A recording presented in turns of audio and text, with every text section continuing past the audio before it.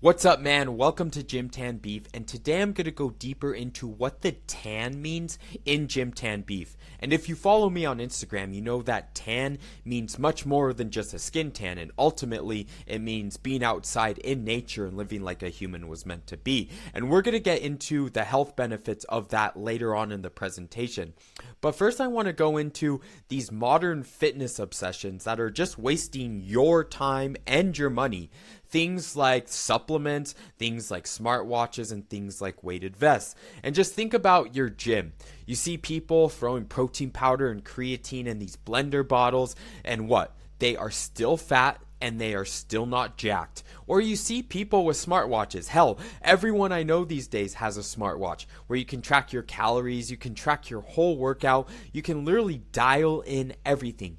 Yet they are still fat and they are not jacked. And then the weighted vests thing, I do not understand. I see people wearing these in the gym all the time. Like adding 10 extra pounds is going to magically make them shredded. They are just living in delusion. These are just quick fixes that allow the fitness industry to keep selling you stuff they know that's not going to work. Because think, if supplements actually worked, then the fitness companies would be out of business, because then you would eventually be jacked and be shredded and you wouldn't have to buy this crap anymore. Or the same with smartwatches. If they worked, everyone walking around with an Apple Watch wouldn't be a complete fat ass. And then think about weighted vests. Like, you see all these people wearing the weighted vests, and I just won't get into that. That's just a stupid, dumb trend. But people are always forgetting the free health lever, and that's nature, or tan as it is in Gym Tan Beef. And nature causes what's called hormosis in humans. And now hormosis is a biological phenomenon where low doses of stressors such as toxins, radiations, or physical stress actually induce beneficial results, adaptive things that are protective responses to organisms that really we have developed over hundreds of thousands of years of evolution. And first, we're going to get into cold exposure. This is super relevant to me right now because right now I'm recording this in Germany in February, so it's super cold outside, and I'm assuming most of you are living in a cold environment, so this is going to be super beneficial, so listen up to this one. Now, you see this in the modern white guy. Like, white guys used to be Vikings, they used to be warriors, and now white guys are obsessed with Pokemon and paddleball, and like just this soy face guy who are obsessed with all these dumb things. And you really see this because white people are moving away from their natural environments. And not only white people, but I'm just using this as an example. Like, they used to be Vikings and now they're these soy-faced people who are obsessed with freaking Yu-Gi-Oh, Pokemon, and all sorts of other gay stuff. But let's just cut through the noise.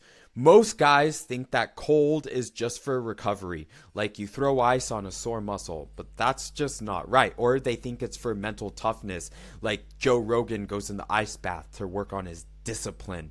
See, that's just a cortisol spike that is unnecessary. The cold exposure I'm talking about is maybe like once a week, or going outside every morning, going on a walk, just being outside in nature, slowly getting your body used to the cold and slowly getting that cold exposure. Like, I just go for a walk in the morning within the first 10 minutes, and that wakes me up. I don't need a cup of coffee in the morning to wake me up because I get outside. I'm getting the early morning light into my eyes, which tells my body to stop producing melatonin. And like right now in Germany, it's super cloudy, so there's not too much sunlight coming, so I really had to start getting out early as soon as I wake up, so I get cold, I power my mitochondria, and I'm just ready for the day. But we're going to go into that later in the presentation. Now, cold exposure, especially when done consistently, improves your body's hormonal environment for muscle growth. You see, there's a massive norepinephrine dump from cold exposure, and it's about 250 to a 500% increase. And this is more than what it does than wake you up. Like, it does more than wake you up in the morning, is what I'm trying to say. Now, this chemical signal upregulates androgen receptor density in muscle tissues. And you can think of these receptors as docks for your hormones like testosterone. More docks means more testosterone can effectively dock and deliver to build your muscle. This sends more messages to the muscle cell of the nucleus, and this better signal can lead to more efficient muscle growth for the same hormonal output.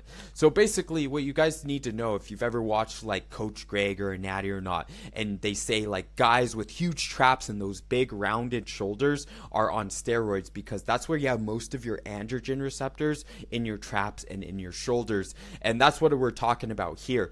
Those are the docks that pick up the testosterone. That's why traps and shoulders grow more when people take exogenous hormones. It's a great example for what I'm talking about here. You have all these docks, and when you have cold exposure, it increases the docks. So then the testosterone you have flowing through your body is able to connect with those docks.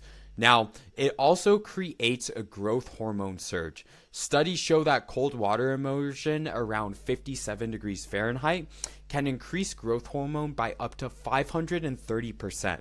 And honestly, water that's 57 degrees Fahrenheit is not that cold. Like, think about it. 65 is like a nice summer day in most places. So you don't even have to get that cold to get that HGH spike.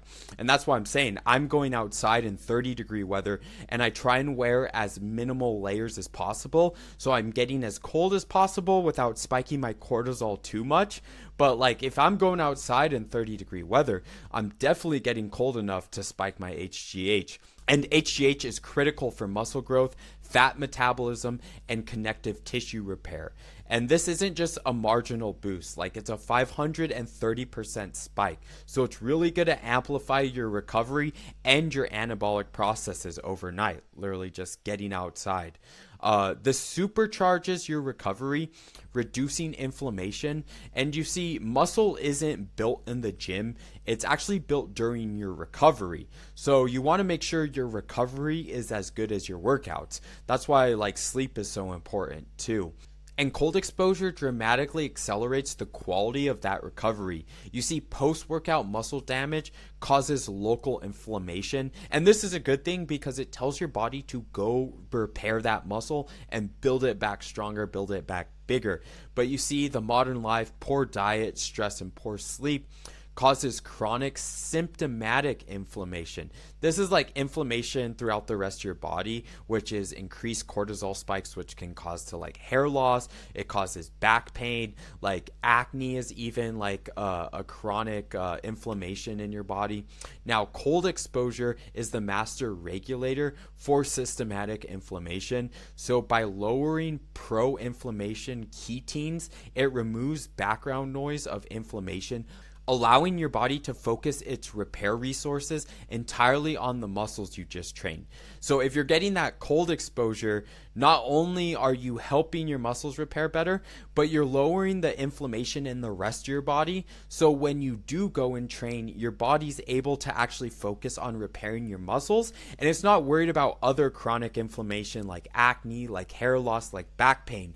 Like, think, how many people have acne, hair loss, or back pain? Like, I know I had two of those. I had acne and I had back pain. That's just chronic inflammation. And that's before I started Gym Tan Beef. I had chronic acne and chronic back pain. And then my body is now able to focus more 100% of that inflammation repair on my muscles instead of having to worry about things like acne and back pain. Now, the overall result of this is less overall muscle soreness and a faster return to baseline strength. And this gives you the ability to train harder sooner. So that allows you to get in more high quality training sessions per month, which means more muscle stimulants, which means more growth. So you're basically shortening the time between your training sessions. So you know, when you hit a leg day and maybe you're sore the day after, and maybe even 2 days days later, 3 days later, you're still sore. So you're not able to train legs as often. Therefore, you're not able to get in as many workouts. Therefore, you have smaller legs than your chest or than your shoulders. But see, if you get your HGH right through cold exposure, you're going to be able to train legs, maybe not the next day. Of course, that would be dumb, but you can train legs like 2 days later, and then you can get a leg day in every other day. So if you're worried about having skinny legs, this is definitely a way to fix that problem. Now, cold exposure is also going to increase your mitochondrial density, and mitochondrial density equals more energy for hypertrophy. And this really is the foundation, because every single process in your body, including protein synthesis, which builds your muscle, runs on ATP. This is the energy currency produced by your mitochondria. And I talk a lot about this, how the cold exposure powers your mitochondria, just like the UV would in the summer. It actually, the cold exposure creates light within your body that powers the mitochondria. And this is science done by Dr. Jack Kruse, and he's proven this. The cold-induced mitochondrial biogenesis doesn't just happen in fat cells, it happens in your skeletal muscles as well. The more mitochondria in your muscle fibers means more ATP energy available for maximum contractions. So if you've ever heard of creatine before, that's all creatine is. It's increasing your ATP energy. So you can get the same result of creatine without having to take some supplement made in China that you don't know what's in it. Like literally you're getting the same benefit from cold exposure. And now the more efficient ATP you have, the more efficient clearance of metabolic waste like lactate you're going to have during your sets. Lactate is what happens when you get sore. You have a buildup of lactate in your muscle. So if you're able to get rid of that quicker, you're going to have better workout sessions. Like, have you ever been working out and you're like, oh, I'm already sore? That's because you're building up lactate. And then after you work out for a while, your muscles get used to it. They don't build up that lactate as quick. That's exactly what's happening, is your ATP is becoming more efficient, getting rid of that lactate. And again, you won't be as sore as long. Therefore, you can get in more workouts throughout the week, allowing you to produce more muscle. And so this is also going to enhance your cellular health by signaling and making each muscle cell more responsive to growth commands. And cold exposure is also going to improve your insulin sensitivity. Now, the nutrition partitioning advantage of cold exposure dramatically improves your insulin sensitivity. This means when you eat post-workout beef, like in Gym Tan beef, beef is nutrient dense foods. So any whole food carbs, any whole food proteins, your muscle cells are going to be primed to suck in those nutrients. So instead of nutrients spilling into your fat storage, it's actually going to be going into your muscles where you want it. And it's going to be replacing that glycogen. The glycogen is what actually gives you the pump during that workout. Like when you feel your muscles pump up and your skin's about to burst, that's the glycogen. So cold exposure just has so many benefits all the way around. But that pretty much sums up cold exposure. Now I want to get into heat exposure. So heat exposure, the same thing goes for heat exposure. Just like I gave the examples of the feminized white guys, look at black guys today. Black guys went from these tribal warlords in Africa to now these fashion hype beasts who wearing skirts, wearing man purses, wearing earrings and all these diamond chains. Like, what happened to black people? They are missing their hormetic stressor, which is heat. Now, the heat shock protein hormone response.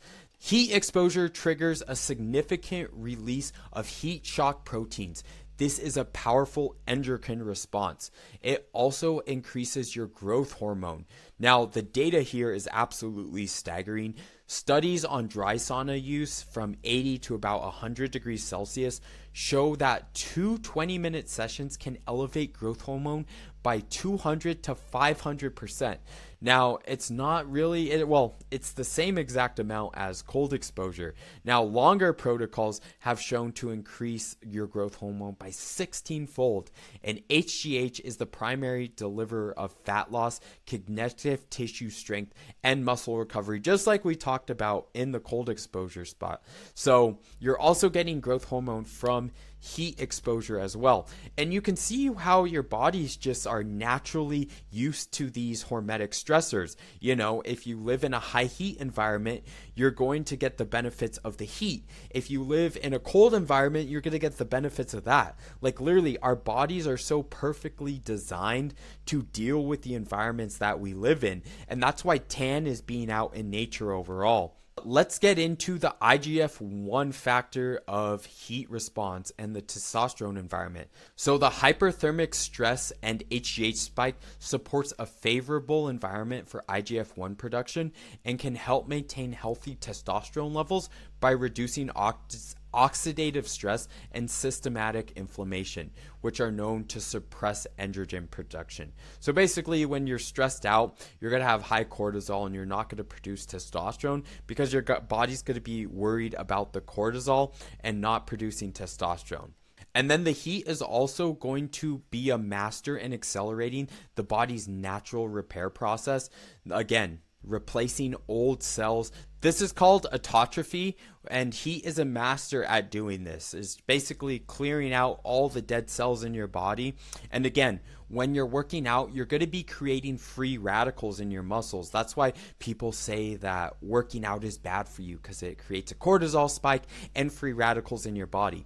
Not if you're recovering properly. If you're recovering properly, there's no absolute harm in working out. Now, you're also, again, going to create those heat shock proteins. Now, the heat shock proteins are actually going to be cellular bodyguards. Now, by upregulating your heat shock proteins with heat before or separately from your training, you're actually going to arm your muscles with a better repair crew for the damage caused by lifting. So kind of like the autophagy we were talking about earlier, that's going to be helped with the heat shock proteins. And here we go into more autophagy. I kind of already said all this before we got here. I got excited. But it's, again, your cellular cleanup process where you're sending your old damaged cells and they're being recycled, created into new cells. But let's get into blood flow, because the heat stressor is also going to increase your blood flow. And a good example of this is just like when you go outside and it's hot, you notice like your veins get bigger. Like right now I'm hot because the heater's on in this room, and my blood flow is just flowing a lot better. That's what's happening, is your blood vessels are opening up more. That means more nutrients can get to your muscles. So this is not only good during your workout, so it's really good to train super hot, but it's also good after your workout, because then after your workout, again, all those nutrients are going straight into your muscle and easier for them to get shuttled through your muscle. And just like cold exposure, heat is a powerful stimulant for your mitochondrial efficiency. I mean, the sun is going to be better for that, and we'll go into that later. But again, this is how smart your body is. It knows that the sun is good for your mitochondria, so it doesn't have to produce mitochondria with heat. It's honestly crazy, like how intelligent our bodies are and like how smart God made the human body. But with that, let's get into the sun. Okay, now the sun is my absolute favorite when it comes to a hormetic stressor, because not only does it make you more healthy, but it also is going to make you look better, because everyone looks better with a good tan. And you can really take this back to like the old school Venice Beach bodybuilding days. Like the bodybuilders were on the beach, training, flexing, just having a good time, like literally having gym tan beef. They would go home, eat raw eggs. Arnold was famous for having a steak after he worked out. But we really should get back to this old school way of lifting, because the sun is not just for vitamin D or its tan. It's the original and most fundamental performance enhancing drug on Earth. It's a multi-wavelength hormetic stressor that directly programs your biology for strength, growth, and resilience. And ignoring the sun is the biggest single mistake that you can make if you're in the gym. And most gym bros ignore the sun. I mean, a lot of gym bros do like to get a tan, but I see so many pasty people in the gym. And again, they're fat and they're white, they're pasty, they just have no muscle, and they wonder why. It's kind of like, have you ever seen a really jacked guy that's white? It like almost doesn't register in your brain right. Like you're like, it just doesn't look right. Versus when you see Arnold jacked and tan, it just makes so much more sense, because your body is naturally used to just relating someone who is jacked with being tan. It's like in our DNA that someone who is tan is going to have more muscle mass than you. It's just one of those natural things. Now let's go into more detail about the hormetic trigger, which is the full spectrum photonic stress and information that the sun gives you. Now, sunlight is not just one thing, it's a spectrum of energy. It's UVB and UVA light, it's visible light, and then near infrared light. Together, all four of these deliver a complex hormetic signal. The UV component is a controlled stressor that activates protective and adaptive pathways, while the NIR and red light provide the repair and energy. So again, you hear people talk about red light therapy. They're taking one wavelength from the sun and using that. You need all of the wavelengths for the benefits. Like, I'm super against just getting one wavelength. I think it's very bad for you. That's why, like, they say airplane pilots get cancer on one side of their face. It's not because they get sun all day on one side of their face. It's because there's a window tint that actually blocks out some of the UV rays, the harmful UV rays. But these pilots aren't getting the full spectrum, and that's what causes cancer. Because your body's like, what the fuck is this? I have no idea what this light spectrum is. It's not natural to your body, therefore your cells start mutating. If those pilots were just getting full-on sun all day, they would not get cancer, because your body knows what to do with the full light spectrum.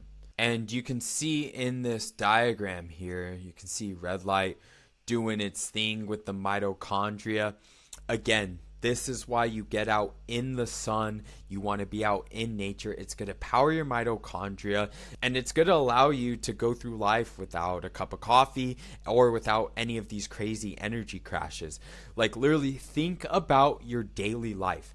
You go from inside your apartment to inside your car on the way to work, to inside your office, to back inside your car, to back inside your apartment. How many times do you go outside every day? You're probably spending like a grand total of maybe 30 minutes outside total every day. And then you wonder why you're falling asleep at your desk, or why you have no energy at night after work. You literally haven't seen the sun all day, something that has powered humans for hundreds of thousands of years. But the sun doesn't only provide energy, it also provides direct muscle building pathways.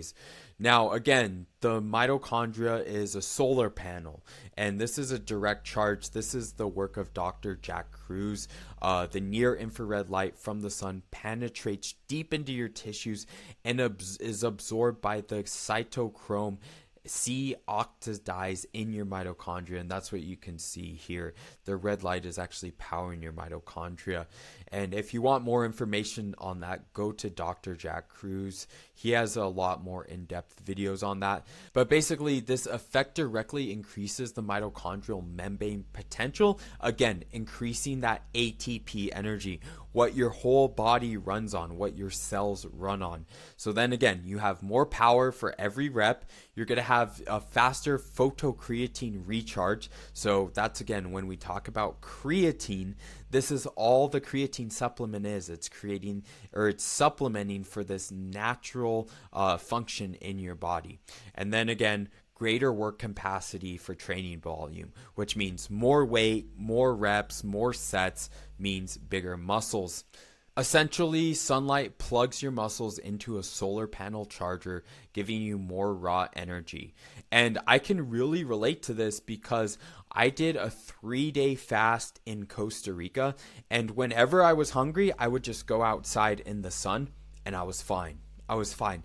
I literally would not get hungry until the nighttime when it was dark, and that was the only time I would get hungry. So I can attest to this. Like, humans can be solar powered because the days are fine, but the nights are rough on a fast. And before, I've done fasts where I spent most of my time inside, and those fasts were so much more difficult just because I wasn't getting that energy from the sun.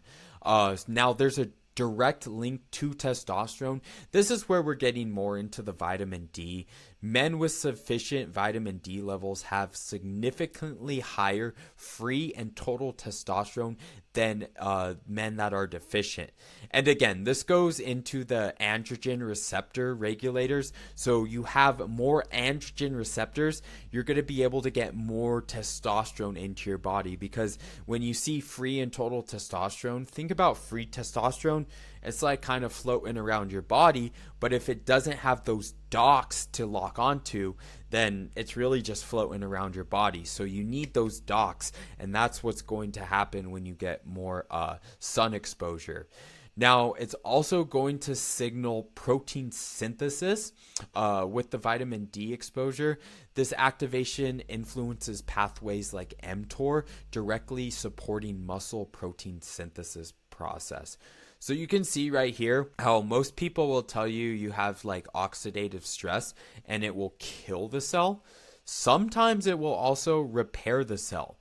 And this isn't a bad thing when these cells are killed off, because sometimes damaged cells have to die. And that's what your body will do with sun exposure, is it will kill off the bad cells, or it will fix and protect the good cells. Now, recovery and inflammation governor. The sun is also a great nitric oxide and cortisol control. So nitric oxide is like when you take pre-workout, it's what makes you itchy and gives you that pump. You're also going to get that from the sun. The nitric oxide is a potent vasodilator. So again, it's in pre-workout and it's what makes you itchy. That's because you're getting more blood into your veins right away and into your capillaries, into your skin, and that's what makes you itchy. So the nitric oxide in pre-workout is way too much and it's unnatural. That's why it makes you feel itchy. But when you get it through the sun, you're actually going to feel good. And again, that's another part of why when you get in the sun, your veins start popping out and you start looking all veiny, is because you're getting that nitric oxide boost, a natural one that's healthy. Now, the sun's also going to help with cortisol mastery, because morning sunlight viewing through the eyes is the most powerful signal to set your circadian rhythm. Because getting morning sunlight doesn't only turn off your natural melatonin production, but it tells your body in 12 to 14 hours to start making melatonin. And then you pair that with watching the sunset. When you see that red light at night, it tells your body to start producing melatonin. So you're like double dipping on the benefits by getting early morning sun into your eyes and then getting that sunset. Like, it's just so perfect. Like, again, it's crazy how we evolved with nature, and if we just live more with nature, we would be so much more healthy. But basically, if you're not following a circadian rhythm, this is going to absolutely spike your cortisol, because your body doesn't know like what's going on. It thinks you're in a foreign environment. And this is actually going to break down your muscles when you have chronically spiked cortisol. And it's actually going to increase fat, because your body's in a state of fight or flight. So your body basically thinks it's dying because it hasn't seen the sun enough. So it thinks you're in a hole and you're about to die. And so it's actually going to start storing fat for you. So you can see how many benefits you can get from just literally going outside in the sun, in nature, getting your cold exposure, getting your heat exposure. And it's so easy too, just literally going for a 20-minute walk. But basically, the sun is also going to help with sleep, like I said, increasing your melatonin. And what this does is it's going to increase your recovery. So I broke it down for you here. Again, I got excited and talked about it a little earlier. Morning sun signals your SCN, and then you're going to get proper melatonin release 12 to 14 hours later, and then you're going to get deep sleep. Again, now pair that with watching the sunset, which is also going to create more melatonin. Then you're going to have maximized nighttime pulses of growth hormone and testosterone. Again, when you sleep is when your body repairs itself. And so many gym bros are worried about, only their muscle and only the weights or only the food. But your sleep is also just as important, because if your muscle can't repair itself, then you have to go and train the next day, like, you're honestly wasting a lot of your time. But the poor circadian rhythm fragments sleep, it blunts anabolic pulses, and then you're training perfectly, you're eating clean, but without these anabolic signals, you're building muscle with literally a handbrake on. Like, think about driving a car forward and the handbrake's on. So yeah, you're making progress, but you're kind of destroying the whole machine in general. But this benefit of sunlight is my favorite, because sunlight actually increases the release of serotonin, which is also a precursor to melatonin. But literally, I'm addicted to the sun. Like, I'm sure during the summer, if you even get a bit of a tan, you become addicted to it and you just want to lay out in the sun all day. It's literally because your body's releasing feel-good chemicals, because your body knows how good the sun is for it. So it's going to reward you for going out in the sun. It's going to reward you for cold exposure, for heat exposure. Like, again, your body is perfectly designed to be in nature. It's a smart designed machine. But yeah, this overall increases your mindset. You perceive stress better when you have more serotonin.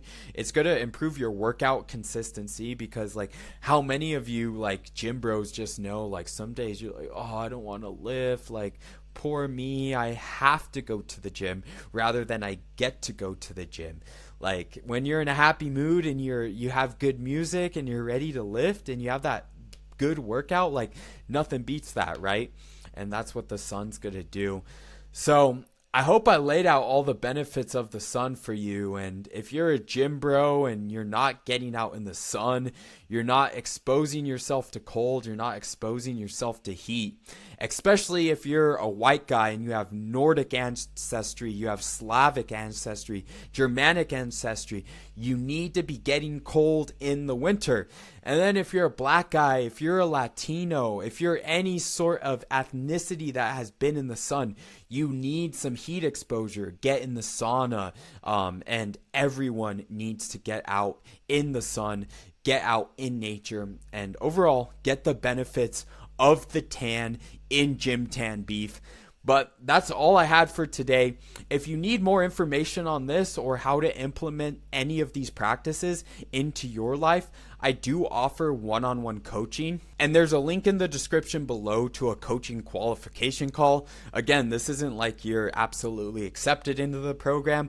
I'd want to see if you're a good fit. But if you're interested, sign up for that, and it would be a pleasure to talk to you, brother. That's all I had for you today. Gym Tan Beef out.